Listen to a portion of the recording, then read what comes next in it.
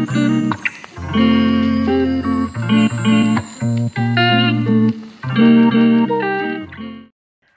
and welcome to Linger Longer with Books. My name's Katherine, and a warm welcome to those of you returning to watch my videos, and a big hello to those who are watching for the first time.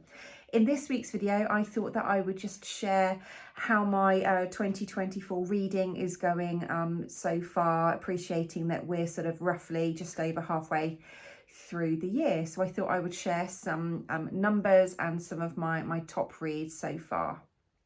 Let's go take a look.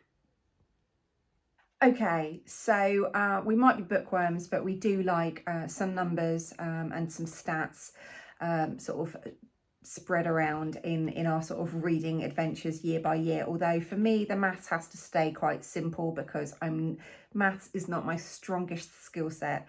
Let's just say as a profession, I deal in words, not numbers. Probably like a lot of you out there, if I'm making massive assumptions there, please let me know. So far in 2024, I've read a total of 35 books. I always read a mix of fiction and non-fiction through different genres, although sci-fi you won't see me touching. If you're fans, it's probably not the channel for you to kind of be following, if I'm completely honest. I also really have a varied kind of selection of formats, so that'll be hardback, paperback and audiobook in terms of my reading. I've just done a quick tot up of numbers, as you can see on my sheet here. So for fiction, I've read a total of 26. That means non-fiction I've read 9. In terms of formats, hardback 6, paperback 12 and audiobook 17. I will try and put some graphics up on the screen with the future me having edited it, so hopefully you'll see those visuals as well, just to help if any of you are watching on mute or just more visually inclined for the numbers. But I just thought that I would share my favourite out of the non-fiction and fiction so far. In terms of non-fiction, it absolutely has to be The Golden Mole and Other Living Treasure by Katherine Rundell. I read this really early in the year, I think January or February, and I had heard friends and other people, especially those of you on here and other kind of bookish channels, absolutely raving about The Golden Mole and just how it stayed with you. So I was lucky enough to get a copy out of my local library, but I knew that actually very quickly I wanted to actually own a really good condition copy myself, and I managed to find this hardback edition online. Can't remember what price I paid for it, unfortunately. I might be able to insert that if I do find that easily. I think it was quite competitive for what the sort of the paperback is costing. Obviously with hardbacks coming out first, it is harder to find hardback editions. Paperbacks are much more in wider circulation as time goes on from the very first publication of a book being in hardback. But if I just give a little flavour of what The Golden Mole is about, Katherine has picked out probably around a dozen or so creatures, and she just celebrates their existence and sort of runs you through the kind of the actual history of the creatures, such as the narwhal. I mean, there's just beautiful illustrations throughout, as well as just stunning facts about these creatures. There's one, like, here's the hedgehog. I'm a huge fan of hedgehogs, who isn't? But it just blows you away. It kind of expands your sort of your grey cells. It inspires you to kind of be more kind of in tune and kind of aware of the natural world around us, how special creatures are, how important it is that so many of them don't go extinct. Otherwise we're going to be in a really sorry state. But yeah, it's just fascinating. I wish that I could find one of them sort of fascinating fact to hand. I've just opened the page here and it says, of all the 45,000 species of spider. Now, who knew that? Who knew that was even possible in the natural kingdom and the world around us? Many of us have obviously quite a small window into the world that we live in terms of even travelling, and the oceans, the seas, the land, the forests, the jungle, the ecosystem. But this is a beautiful book. I would really, really recommend it, whether you can get your hands on a physical copy or listen to the audiobook. Can't recall if Katherine narrates that herself or not, but that is my absolute standout non-fiction read of 2024 so far. I'd be very surprised if anything is going to top that. That is a clear kind of standout publication for me. So there you go, that's The Golden Mole. Then I've been a bit cheeky in terms of fiction. I've actually picked out, I've got 3 here that I will share with you. So first up is Appointment with Venus by Jerrard Tickell. I'm sorry if I mispronounced that. This is a beautiful edition published in recent times by Mandalay Press.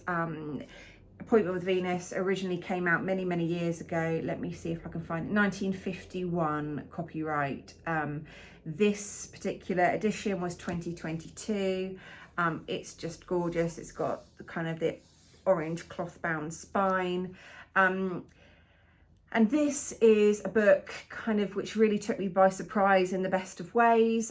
It's 1940, the world is at war, and all that stands between England and Nazi-occupied Europe is the tiny fictitious Channel Island of Armorel, controlled by German soldiers but still home to loyal villagers, a pacifist painter and a pedigree Guernsey cow named Venus.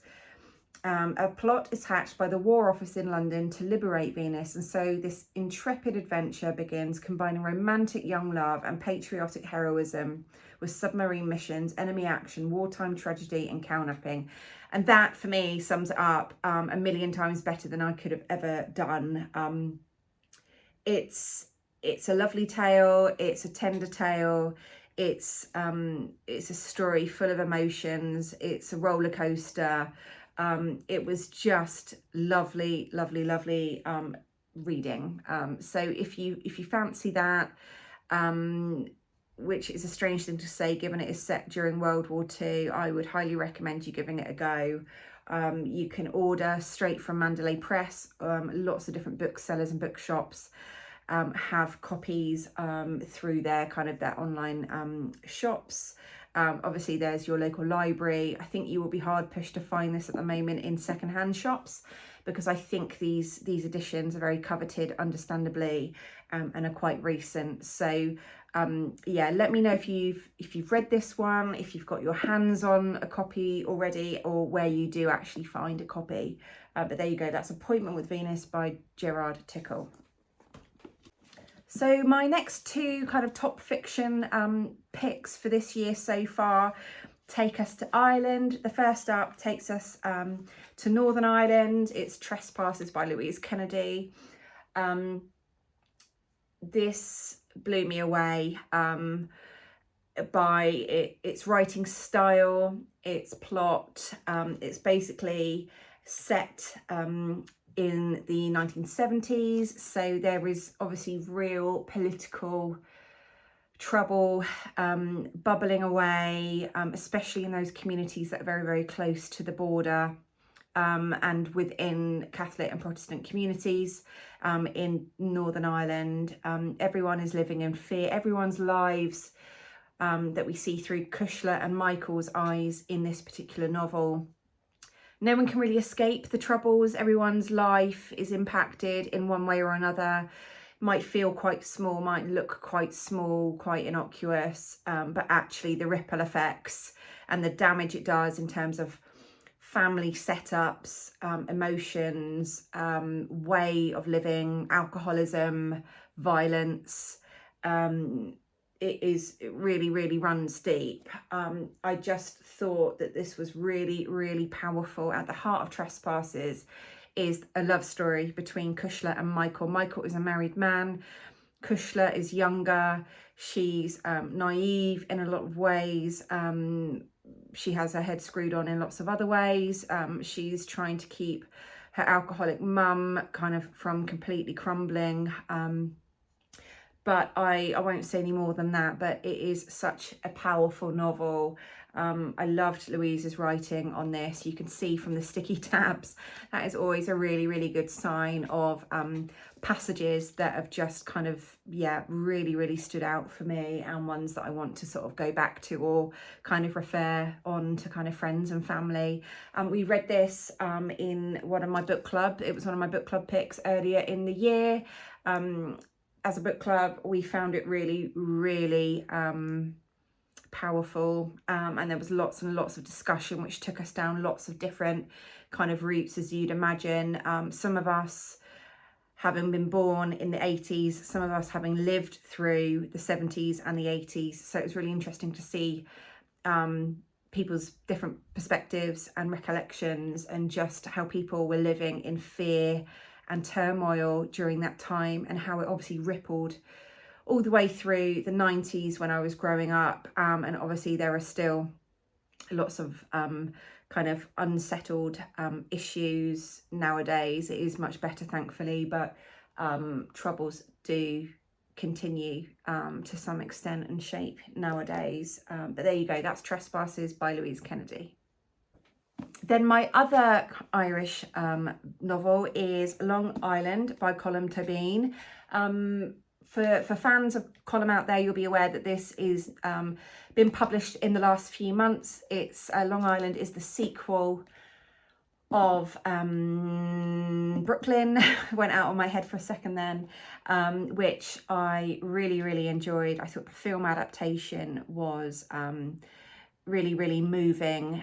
So I knew that when I heard that this was coming out, I knew that I had to pre-order, 2, did my very best to get a signed copy, and 3, I was lucky enough to get a ticket to see Colm speak at an event with Topping and Co in Bath, very, very near publication. I think that was during publication week. I think that was at the end of May, if my memory serves me right. So it was a real privilege to hear Colm speak about his writing career.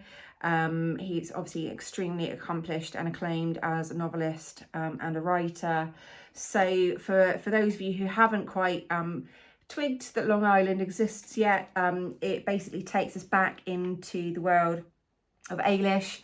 It's set, I think, around 20 years on. We're 20 years on from when Brooklyn ended. She's living on Long Island in America. One day, it starts out extremely shocking, no sort of punches withheld. Ailish receives some really shocking news on her doorstep from a stranger. Her whole life is turned upside down. Essentially, it sees her going back to Ireland. She hasn't been back in those 20 years. Her mother, obviously, is a very difficult woman in many ways. She has never met her grandchildren, so her Ailish's son and daughter, they join her a little while after Ailish arrives with the plan to spend the summer there. But without giving many spoilers away, there is a lot of unfinished business in Ailish's world back in Ireland, picking up from where Brooklyn left off. Ailish feels quite conflicted emotionally. We find her this time a lot less naive. She is a bit more worldly. She is obviously 20 years older. But she is faced with dilemmas and unexpected emotions, let's say. And I think the great thing and the really skillful thing about Colm's writing is that he gives that sense of small town feeling of, well, nothing's really happening. People are just sort of living their lives from day to day. It's very much behind the doors within people's kind of front rooms and bedrooms, but actually there are huge life-changing moments happening, even though there are little things kind of gathering together. It's like a storm that's brewing. It's kind of this continuous building up of something big or bad is going to happen, in terms of something quite confronting emotionally. People's lives are going to change direction. I think that is the beauty of the way he layers his plots and his character development. I really enjoyed this, right up my street in terms of fiction. I'd highly recommend it if you enjoyed Brooklyn. I think it's well worth you getting your hands on a copy of Long Island again. It will be available in all good bookshops right now. You probably find it tricky to get hold of it in a secondhand retailer at the moment, but yeah, it is. I know it's available as audiobook. It will be available to reserve or borrow from your local library, so please take a look. But this is published by Picador, and I think you won't be disappointed if you liked Brooklyn originally. I just knew that I wanted to dive back into that world. What happened with Ailish, what's happened with Tony, how are they living their lives in America. But yeah, there you go. Those are my top reads so far of 2024. Let's see if they obviously stay at the top of my lists for the remainder of 2024. I'd imagine that nearer to the end of the year, I'll be doing a sort of a catch-up video, seeing if there's been any more books added to this pile, or if it stays the same and my loyalties stay the same with these, especially with this being the only non-fiction the only non-fiction pick of this book stack. But if you have watched this far, thank you very much, firstly. Secondly, I really hope that you've enjoyed this little insight into how my 2024 stats are going so far. For me, it really isn't about the numbers. I work full time. I have a busy life like the rest of you.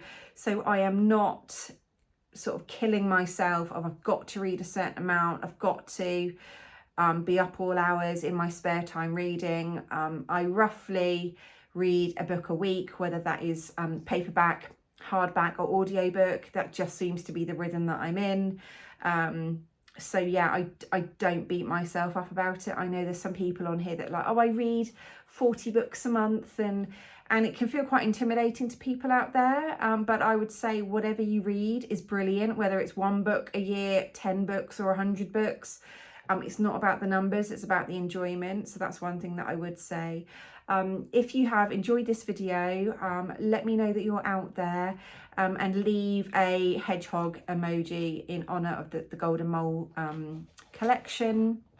Let me know if you've read any of these particular books and what your thoughts are, if there's any kind of ones that really resonate with you in terms of fiction or non-fiction, or let me know what your sort of standout books are for the year so far as well, regarding fiction and non-fiction, and whether you're a hardback lover, a paperback lover, or you really like listening to audiobooks. All books count.